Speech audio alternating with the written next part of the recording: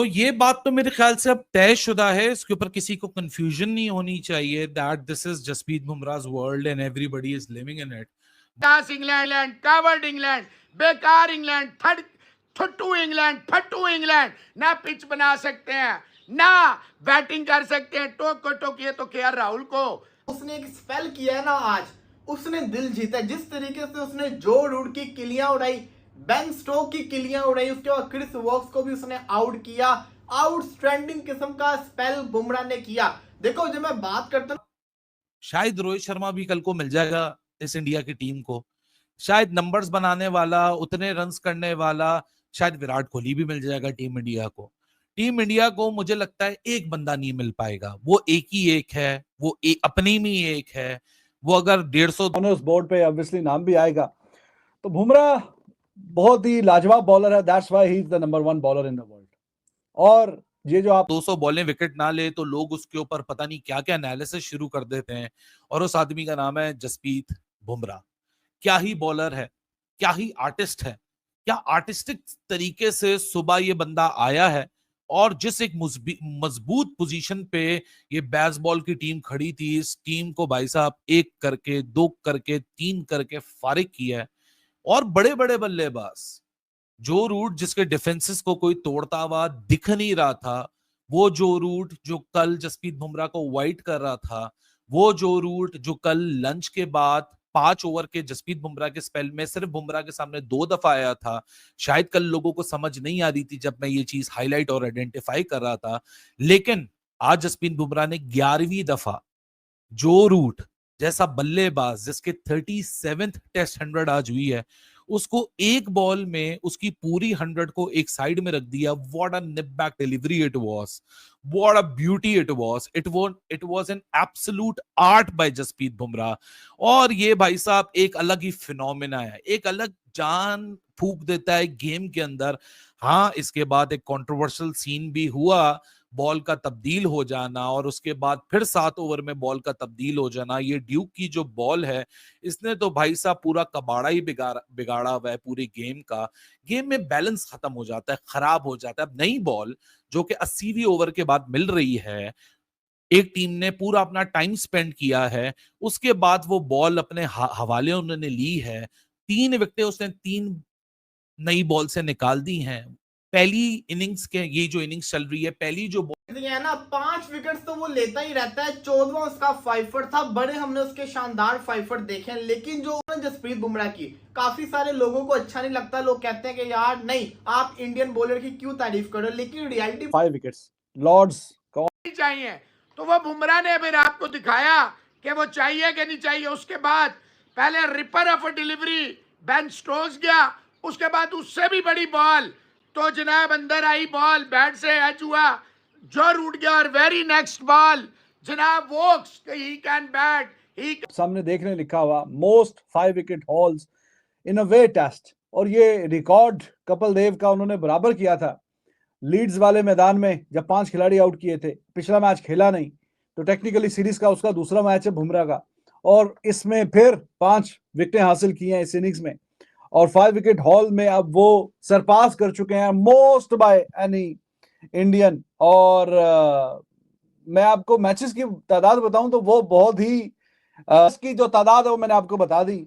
बहुत से बड़े बड़े बॉलर आए, बड़े बड़े बॉलर्स ने परफॉर्मेंस भी दिखाई, ऑलराउंडर्स ने भी, लेकिन जब आप मैचेस की तादाद देखते हैं तो बुमराह की उनके मुकाबले में मैचेस की तादाद बहुत ही कम है। कपिल देव, जैसे मैंने आपको बताया कि 66 मैचेस, कहां पे 34-33 मैचेस, आधे आधे का फर्क है। और 5 विकेट हॉल में अब वो उनको सरपास करके पहले नंबर पे चले गए हैं, यानी बुमराह पहले नंबर पे, he is the number 1 now in terms of 5 wicket hauls in away test matches. ये स्पिनर्स की बात नहीं हो रही कि जो इंडिया में विकेट ज्यादातर 5 विकेट हॉल फास्ट बॉलर की बात हो रही है। India what an artist he is and the kind of art that he produce। पहला पंजा लॉर्ड्स के मैदान पे जसप्रीत बुमराह के करियर का, and what a phenomenal test career that he is having. और हमारे बदले लेने का जो ठेका है वो हिंदुस्तान ने उठाया है। हम जिस से पिल कर आते हैं, हिंदुस्तान जाकर उनको पेल देता है और वो विकेट आर्चर ने लिया है। इस सेशन में जो लंच से टी के बीच में था, Bumrah took the 5 wicket haul, और वो लॉर्ड्स जो ऐसा क्रिकेट ग्राउंड है, एक आइकॉनिक कि दुनिया में जितने भी क्रिकेटर्स हैं उनका ख्वाब होता है कि वो ना सिर्फ इस मैदान में खेलें लॉर्ड्स में, और वो भी टेस्ट मैच में, और फिर उसमें ऐसी परफॉर्मेंस दिखाएं, अगर आप बैट्समैन हैं तो 100 करें, ताकि लॉर्ड्स का जो ऑनर बोर्ड्स हैं उस पर आपका नाम आए। अगर आप बॉलर हैं तो आप 5 खिलाड़ी आउट करने की कोशिश करें। तो बुमराह ने ये काम किया है और अब पहली दफा लॉर्ड्स में 5 खिलाड़ी आउट किए हैं और वो उनका नाम जो है ऑनर्स बोर्ड पे आएगा। ये हाईलाइट थी इस सेशन की। साथ में जोफ्रा आर्चर, वो उसका कमबैक इतने सालों के बाद, मोर देन 4 इयर्स, और पहली ओवर में उसने अपना विकेट निकाला, मेडन ओवर था, और ये काफी एक अच्छी बात है आर्चर के लिए और ऑब्वियसली इंग्लिश फैंस के लिए कि इतने साल के बाद फास्ट बॉलर आया। और हमने ये सेशन में ये भी देखा कि इस पूरी सीरीज की फिर सबसे ज्यादा तेज तरीन बॉल जो है वो भी जोफ्रा आर्चर ने फेंकी। इंडिया के बॉलर्स की बात करें या आर्चर के अलावा बाकी इंग्लिश बॉलर्स की बात करें जो इस पूरी सीरीज में खेले, तो जाहिर है कि फिर जोफ्रा आर्चर की स्पीड उन सबसे ज्यादा है। तो उसने 92-93 माइल्स की स्पीड से भी बॉल फेंकी बीच में, जो कि सबसे ज्यादा तेज थी।